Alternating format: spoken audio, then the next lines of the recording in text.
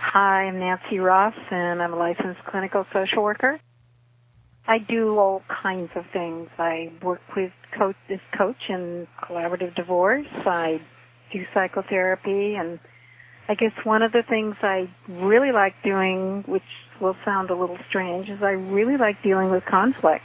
So any time that families are in conflict or people are in conflict, I really like to see if there's a way out of the conflict, and that's what makes it exciting.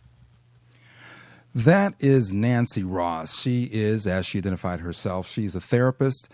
She's a licensed clinical social worker. She works with attorneys. She works in this collaborative divorce environment that you heard my first guest, Catherine Miller, talk about. So we're going to go through and break down, take apart, discuss, turn it upside down, and every which way to get a sense of what collaborative divorce is, what the process is. You heard it described briefly by attorney Catherine Miller, and the idea that it is indeed different. It is indeed, by all accounts, something that is more beneficial in the long run and perhaps in the short. Welcome back to Mindset, Mental Health News and Information. I'm your host, James Curtis.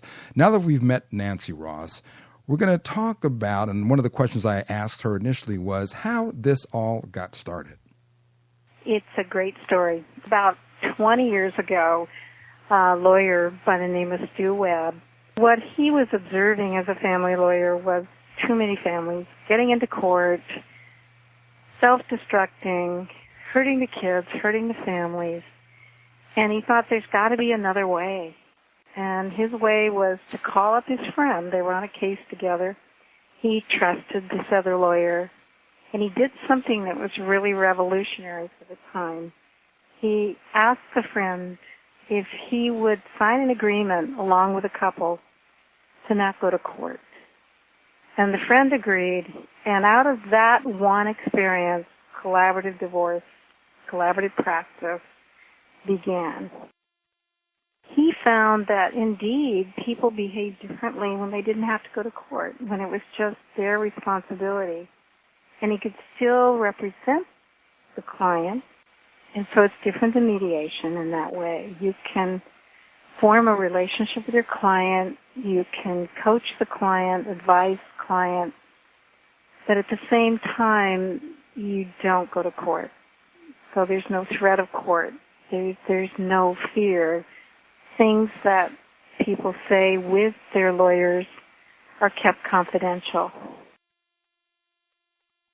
Now, Nancy's involvement in getting into this collaborative divorce format with respect to handling divorces, getting people through this otherwise very traumatic and very difficult process. And you heard my earlier guest, Catherine Miller, talk about how tough it was for her as an attorney going through her own divorce and having come from a family of individuals who were therapists. And not unlike Catherine Miller's experience, Nancy Ross's experience and involvement in the collaborative divorce effort and setup, paradigm, structure was also born out of a bit of frustration. Not too long after that, I was a mediator, and I was having the same challenges of seeing couples that I'd worked with in psychotherapy, and they'd end up in the court system, and all the work I did was just for nothing. It went out the window. Because once you get an adversarial process, by definition, it's an opposition. You're going to be against the other person. And I don't think, and my colleagues don't believe, that that's what should happen to families. So we began to think, well, lawyers aren't that terrific at managing some conflict, and certainly not terrific at representing children or even the finances. So my colleague Peggy Thompson and I, together over several years, created a team model so that all of us who work on the team are doing what we do best. So here are the components of the collaborative divorce process. There are six people, six folks involved in addition to the parties, the spouses themselves. There are, of course, the two attorneys. There are two coaches, which is the role that Nancy Ross performs and plays in this process, one for each spouse. And there is one child advocate and one neutral financial expert. Here's Nancy again. For example, I'm the coach, and normally in my other life I'm a psychotherapist.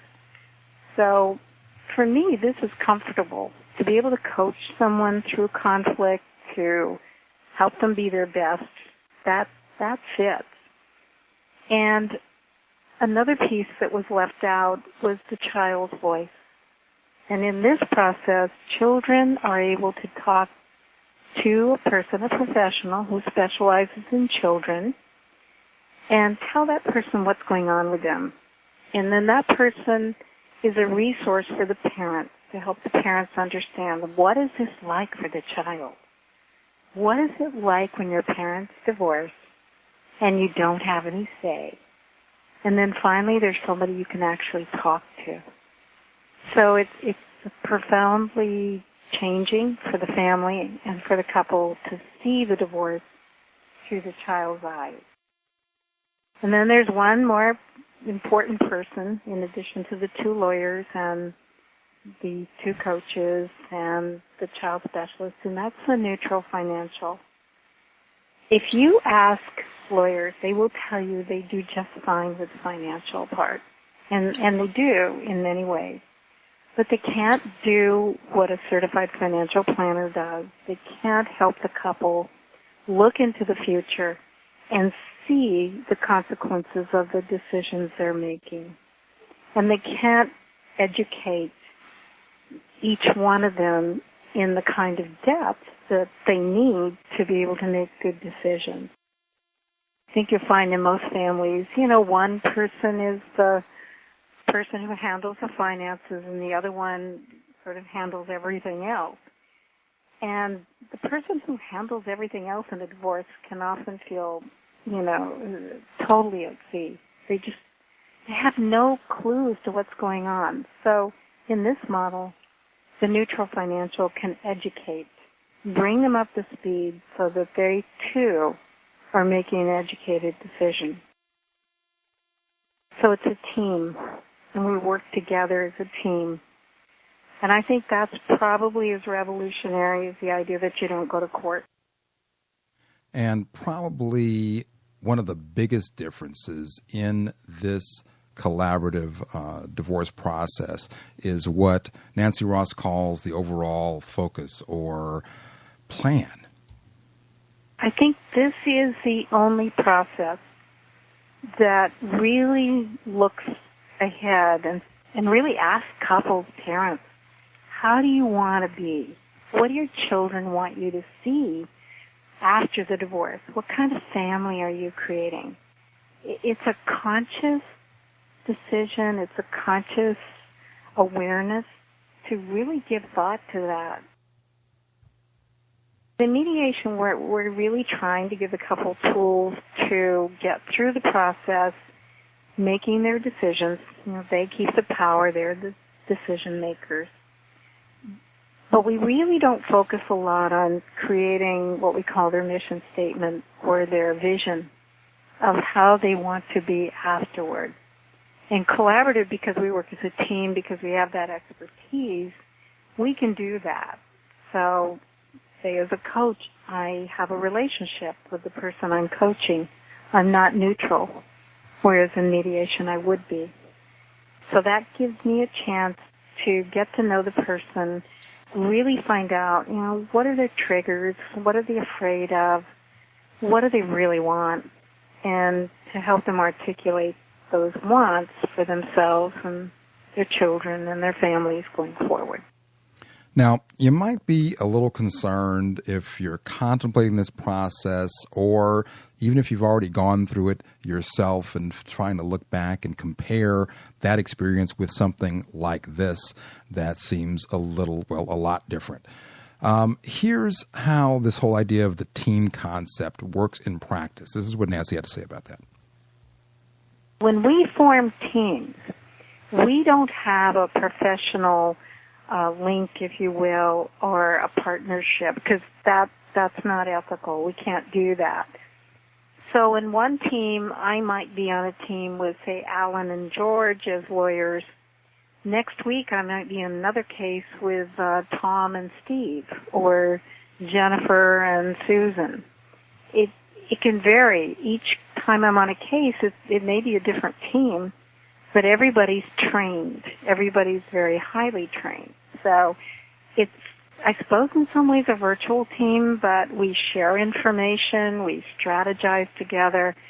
We all work really, really hard to get the clients through this in a way that's, for them, hopefully as least expensive and emotionally draining as possible. Okay, so let's say the couple does come in, and they come to me, because no one, or very few people, really know what they're doing when they get a divorce. They're confused. And now there are just so many options, so many ways you can get a divorce. And so they come to me to find out all the ways they can do a divorce. And when I have that role, I'm an educator. I'm neutral. I don't care what they pick. It has to fit them. So ethically, I'm not pushing one model or explaining one model over the other. I just let them know, look, there are 4 ways you can get a divorce. Not all of them are going to fit you, but the 4 ways are: you can go to court. Not always a good idea. Maybe a good idea for some people. You can do it yourself. So those are, say, the 2 opposite ends of the spectrum. Or you can do mediation, or you can do a collaborative team divorce. So those are 4 basic choices, and we go through the pluses and minuses, and each one has pluses and minuses. And ultimately, I'm responsible for helping them pick the particular process that's going to fit for them. And I may not be involved, so I'm kind of working my way out of a job lots of times. So once they're here, let's say they pick collaborative divorce, and in which case I will give them a couple of the names of really people I trust, financial, lawyers, and we'll go through and find out what would be a good fit. And then they pick their team. They put the team together. It's not chosen for them. And once they have the team in place, we'll set up our first team meeting. And it's a really important meeting, because that's where, for the first time, we're all in the same room together. And we sign the commitment agreement with their understanding what that means. And what it means is we're not going to go to court. And if for some reason this doesn't work, we will refer them to people who do go to court, but we will no longer be on the case. So it's really critical for people to understand that when they first come in. Now, another big aspect of this collaborative model is this single financial